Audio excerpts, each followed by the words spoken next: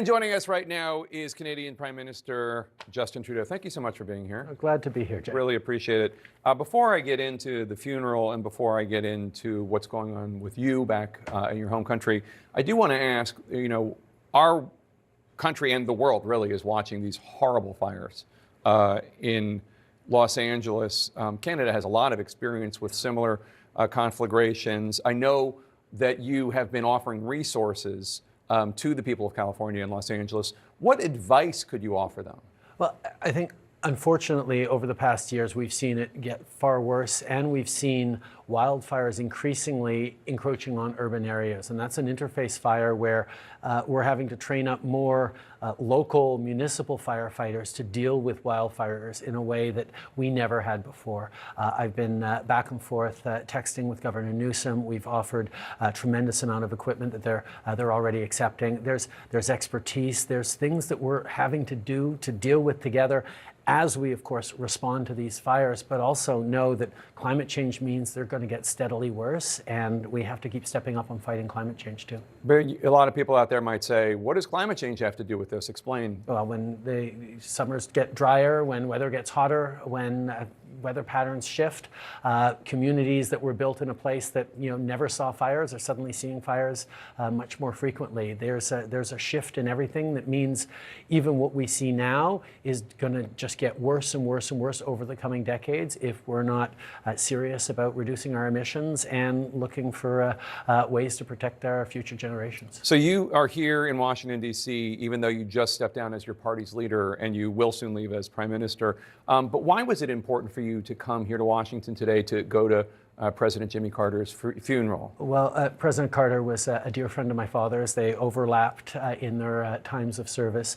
And Jimmy had been down at my father's funeral 25 years ago. He was always an inspiration to me in terms of compassionate, selfless leadership. And it was important for me, and I think it was important for the friendship between our countries, that the Prime Minister be there to represent.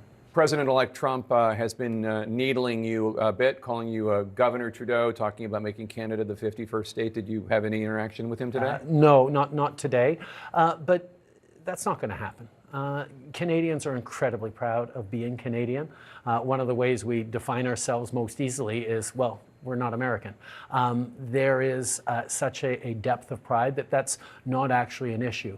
What I think is happening in this is President Trump, who's a very skillful negotiator, is getting people to be somewhat distracted by that conversation, to take away from the conversation around 25% tariffs on oil and gas and electricity and steel and aluminum and lumber and concrete, and everything the American consumers buy from Canada is suddenly going to get a lot more expensive if he moves forward on these tariffs. And that's something that I think we need to be focusing on a little bit more.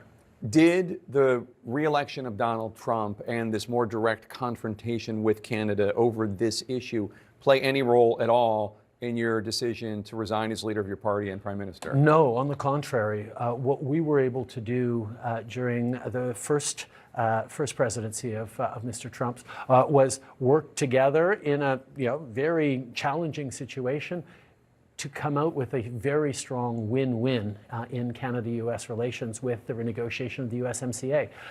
It is a great deal for both of our countries. We've seen trade grow, we've seen opportunities grow, we've seen wealth grow in both of our countries for workers, for businesses.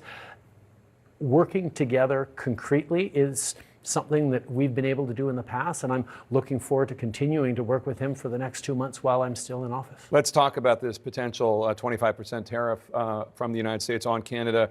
Economists say that will drive the Canadian economy into a recession, and the Canadian government is preparing retaliatory tariffs if these actually go through. Which do you think would be potentially the most effective against the United States? I don't want them, by the way, just as an American, I don't want these tariffs, but minerals, energy? We don't want them either. We do not want to see tariffs on our side. We do not want to see tariffs on your side. It's bad for people who have for generations made things together and been successful together to actually start creating barriers between economies like ours. Like, we have so many resources in Canada, more than our market can support. So we export them to our closest friend who can rely on them. It is a win-win for us. We would definitely respond, as we did years ago when President Trump put tariffs on steel and aluminum. We responded by putting tariffs on Heinz ketchup, on playing cards, on bourbon, on Harley Davidsons, on things that would hurt American workers. But we don't want to do that because it drives up prices for Canadians and it harms our closest trading partner. Is there nothing that Donald Trump is saying about trade status and relations right now where you think that he has a point? There's nothing you think that is unfair? I mean, the conversation around tariffs started around border concerns. And what I spoke with him about in Mar-a-Lago was the fact that less than 1% of migrants into the United States, less than 1% of fentanyl into the United States comes from Canada. But there are absolutely more things we can do. And you pledged $1 billion to enhance border security. And we're strengthening. That's a clear win for President Trump that got us to do even more to reduce even further the minimal amounts coming in. On trade, there's more that we can do, but we should be focused on making sure that we're replacing Chinese lithium or Chinese germanium or Russian titanium into American productions by relying on your closest and friendliest trading partner in Canada. We can be a strong supplier of things that the U.S. needs to compete around the world because we can do it together. That's the argument that I'm making. So the struggle that you were having domestically, your disapproval rating had to do with, as I understand it, discontent with your government because of high inflation and the economy, and also because of immigration policies. Those are also issues that the left-wing party in this country has faced a lot of disapproval of and just lost an election over. It seems like voters in both of these, liberal democracies are sending a message to left-wing parties, liberal parties. We don't like how you're doing the economy when it comes to inflation. We don't like how you're doing immigration. There are a lot of feelings involved. I mean, if you look at the actual numbers, inflation in Canada was lower, came down quicker. Our economy bounced back faster after the pandemic than anyone else's, including the United States. We're projected to grow faster than the United States and all other G7 countries next year.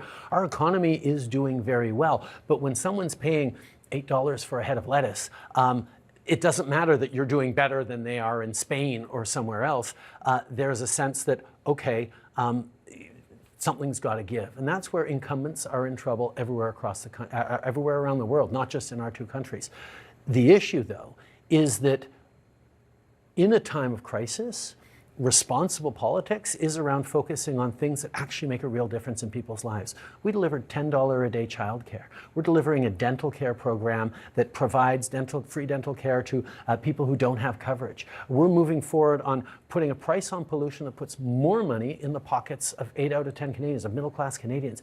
These are policies that are not short-term. They're policies that will have a deep impact in the well-being of Canadians and of our country for years to come. Now, you can take those policies, like a childcare policy, and say, oh, see, that's just about wokeness and about women's rights. Well, no, it's about getting more women into the workforce at a time where we need economic growth. That's what it is.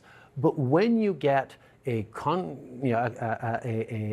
was going to say conflagration, but at least an intersection of both right-wing policy, right-wing attacks and social media, you end up with a lot of misinformation, disinformation, and responsible governments have to stay focused on the policies that are making a difference, and that's what we've been doing. I know you have to go. Before you go, I know you're not going to say who you want to succeed you, but whether it's Wayne Gretzky or Christina Friedland, what's your number one piece of advice for your successor when it comes to President Trump? Understand that the win-win is what we need. Making sure that everyone understands that we do better when we work together, that yes, The American president has a capacity to hurt the Canadian economy. There's no question about that. But anything an American president does to hurt the Canadian economy will also hurt American consumers, American workers, and American growth. We do better when we work together to take on the world, whether it's China or Russia or anywhere else. When we work together, we can't be stopped. And that's the focus that we need to have. And that's certainly what I've continued to work on with President Trump. Prime Minister Trudeau, thank you so much, and au revoir. Pleasure to be here. Merci.